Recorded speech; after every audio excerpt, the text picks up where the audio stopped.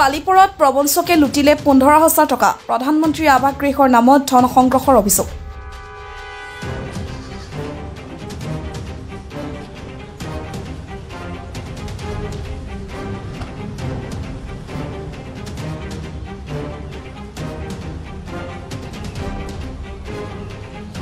এইবাৰ প্ৰবঞ্চনাৰ নতুন কৌশল খণ্ড উন্নয়ন কাৰ্যালয়ৰ নামত প্ৰবঞ্চকে লুটি নিলে 15,000 টকা শোণিতপুৰৰ বালিপুৰত সংঘটিত হৈছে এই ঘটনা নদুৱা সমষ্টিৰ উদমাৰী গাঁও পঞ্চায়তৰ অন্তৰ্গত উদমাৰী গাঁৱৰ এজন দৰিদ্ৰ লোকৰ পৰা প্ৰবঞ্চকে লুটি নিলে 15,000 টকা ৰাস্তাই মানে মাছিছটো মই দিলো মাছিছটো দি পেলাই মই ঘূৰি আহিছোঁ ঘূৰি আহোঁতে তেতিয়া কৈছে তামোল এখন দিয়াচোন ভণ্টি খাওঁ কাটা বুলি কৈছে মই তেতিয়া ক'লোঁ দাদা ক'লোঁ দাদা তামোল এখন কাটাচোন এই মানুহটোৱে খাই বোলে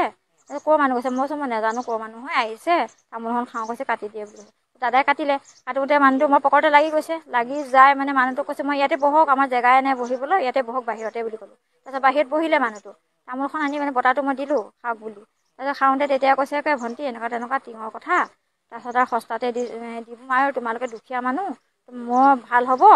আৰু তোমালোকক মানে সস্তা দামতে টিং দিওঁ আৰু তোমালোকে মোক মাতিবা এসাঁজ ভাত খাবলৈ বৃহস্পতিবাৰ দিনাখন এনেকৈ বুলি কৈছে মই কৈছোঁ হয়ো সঁচাকৈ বোলা দিব এনেকৈ বুলি মনা এটা ল'ব দেই দাদাই কৈছে মই নাযাওঁ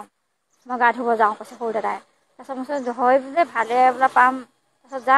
যাওঁ যদি এনেকৈ বুলি ক'লোঁ তেতিয়া আৰু মানুহটোৱে কৈছে ব'ল ওলা সোনকালে ওলা আৰু মই লোড কৰি পেলাই দি পঠিয়াম তাৰপিছত মনা এটাও ল তাত নট বলটো কি আছে চব মই দিম টকাকেইটাও মানে কেছ পইচা দিব লাগিবতো সেইবাৰ মোক চাকৰি যাব এনেকৈ বুলি কৈছে মানুহটোৱে তাৰপিছত আৰু ওলা সোনকালে আহোঁ দাদা আহি আছে ডাঙৰ দাদা আহি আছে অকল ৰখিব আহি থাকিব দেই আমি সোনকালে লোড কৰি পেলাই দি পঠিয়াম দি পেলাই মানে পঠিয়াই দিম আৰু গাড়ীত কৈছে আৰু দাদা মানুহটো ঘৰৰ মাৰি বলকৰ পৰা আহিছোঁ কৈছে কলা কি পেলাই সেই মানুহটো গপচ এনেকুৱা টাইপতে বডি ভাতৰ হেৰি টাইপতে হ'ব মানে গপচ আৰু কলা খালি চুলিখিনি চুটি কটা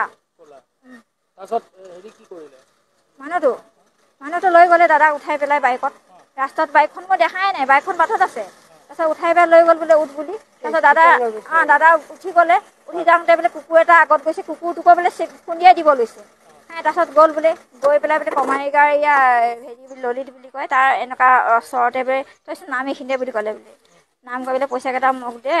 তাৰপিছত পইচাকেইটা মইতো দিব লাগিব না পইচাকেইটা তই এইখিনি নাম কৈ পেলাই মানুহ এটাক কমাইগাঁৱৰ মানুহ এটাক লগ পালে লগতে বলচোন এই টিং ওলাই দিব লাগে আৰু এনেকৈ বুলি মই নোৱাৰোঁ যাবলৈ বুলি ক'লে তেনেহ'লে মই বেলেগ এটা মানুহ বিচাৰোঁ কৈ পেলাই এনেকৈ টাৰ্ণিংটো যে কমাইগাঁৱৰ টাৰ্ণিংটোৰ পৰা এনেকৈ সোমাই গ'লে মানুহটো সেইফালে গুচি গ'ল আৰু দাদা ৰাস্তাত ৰখি থাকোঁতে গ'ল আৰু তাৰমানে এখন হেৰি দিব আহিছোঁ আৰু থানাত পইচা মানে 17,000 হ'ব মানে হিচাপ কৰোঁতে পাইছোঁ মই